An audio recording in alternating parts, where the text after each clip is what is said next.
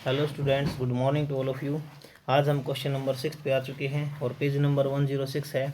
तो देख लीजिए, आप समझ लीजिए डीपली हर एक क्वेश्चन को वन बाय वन।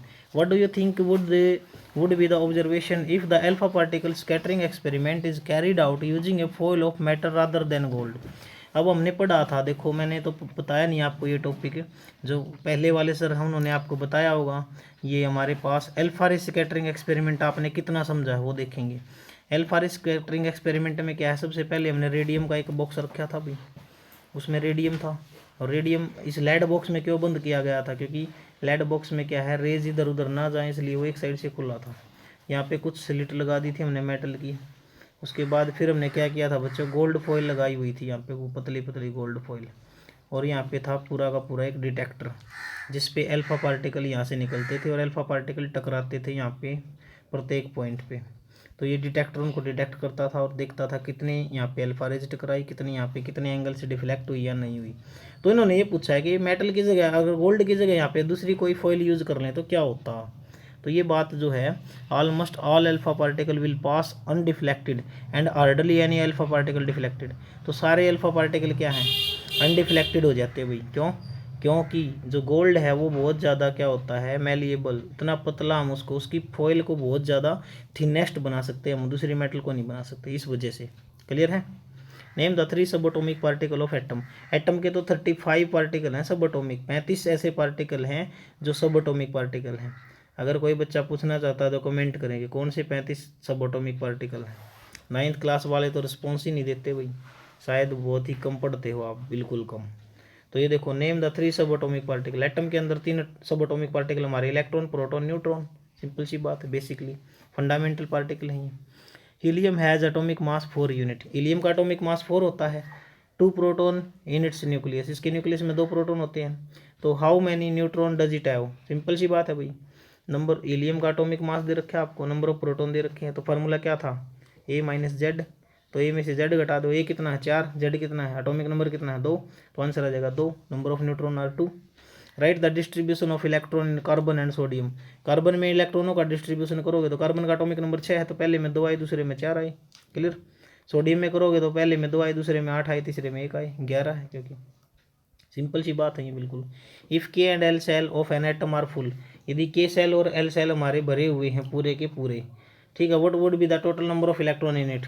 तो बताओ, के सेल हमारे 2 आते हैं और एल सेल में हमारे 8 आते हैं, तो नंबर ऑफ इलेक्ट्रॉन कितने हो गए, पहले में 2 आए, दूसरे में 8 आए, तो टोटल नंबर हो गए 10।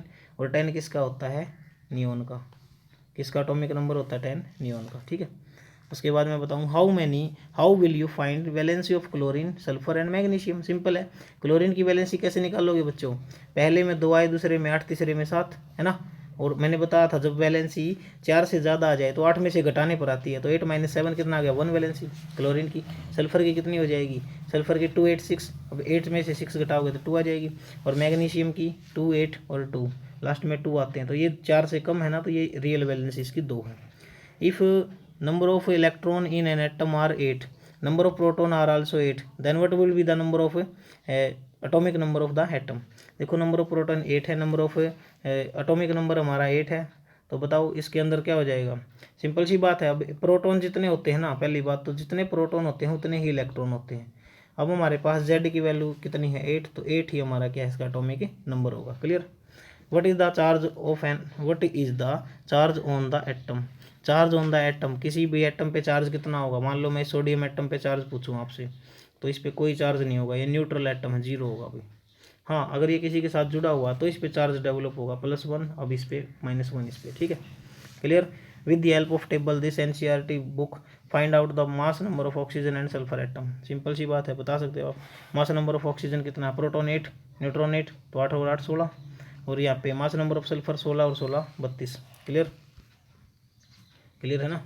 अब नेक्स्ट क्वेश्चन में क्या कहता है, for the symbol H D and T tablet the fundamental particle found in the each them. बताओ भाई, ये एच क्या है, प्रोटियम, डी क्या है, ड्यूटीरियम, टी क्या है, tritium. These are 3 isotope of hydrogen atom. Atomic number कितने हो जाएंगे इनके, 1 1 1 तीनों के। और मास नंबर 1 2 3, क्योंकि देखो ये इस तरह का होता है, 1 1 1 2 और 1 3। This is the protium, this is deuterium, this is tritium. और मैं इंटरेस्टिंग बात को आपको बताऊं, ट्रीटियम हमारा रेडियो एक्टिव भी होता है नेचर में। इलेक्ट्रॉन कितने हो जाएंगे, जितने प्रोटॉन हैं 1 1 1, नंबर ऑफ प्रोटॉन कितने हो जाएंगे 1 1 1, और नंबर ऑफ न्यूट्रॉन कितने हो जाएंगे। देखो फर्स्ट वाले में न्यूट्रॉन कैसे निकालोगे, ये माइनस ये ए माइनस जेड, तो जीरो हो जाएंगे। दूसरे वाले में न्यूट्रॉन निकालोगे तो 2 माइनस एक हो जाएगा। तीसरे वाले में न्यूट्रॉन निकालोगे तो 3 माइनस 1 2 हो जाएंगे। सिंपल फंडा है बिल्कुल। Right the electronic configuration of any one pair of isotope and isobar. Isotope हमने ले लिए मान लो क्लोरीन की, क्लोरीन 17 और क्लोरीन कितना होता है, क्लोरीन में हमारे पास आइसोटोप जो हैं उनके अंदर हम बात करेंगे तो आइसोटोप क्लोरीन के इसने 2 बता दिए भाई, 17 वाला और 17 वाला, ठीक है। 17 35 17 37, तो इलेक्ट्रॉनिक कन्फिग्रेशन क्या करोगे इसकी 2 8 7 हो गया सिंपल। आइसोबार कौन से बता दिए, आर्गोन और कैल्शियम के 18 और 20 के, तो क्या हो जाएगा 18 के लिए क्या करोगे 2 8 8, ठीक है, और 20 के लिए क्या करोगे 2 8 8 2। सिंपल है बिल्कुल सारा सब कुछ, ठीक है।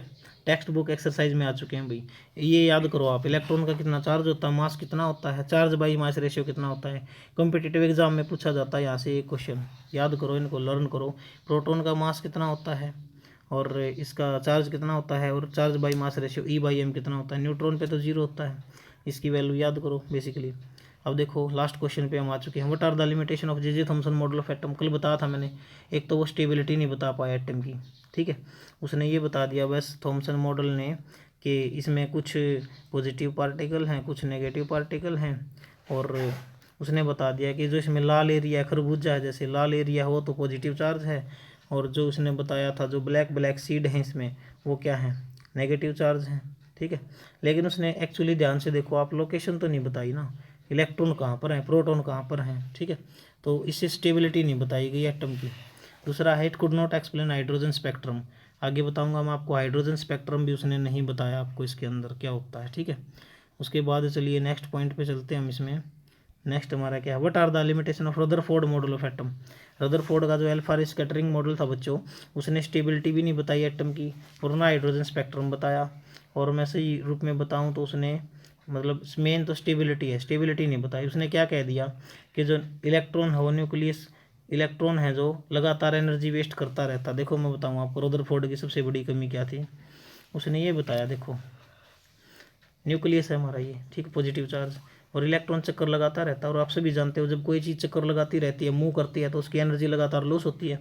एनर्जी लॉस होएगी तो लगातार वो अपने ऑर्बिट में गिरती चली जाएगी, जैसे पहले इस थर्ड ऑर्बिट में थी, फिर सेकंड में, फिर फर्स्ट में, अल्टीमेटली वो न्यूक्लियस में जाके गिर जाएगी, और न्यूक्लियस में जब इलेक्ट्रॉन गिरेगा तो ब्लास्ट होगा, एटम हमारा डिस्ट्रॉय हो जाएगा।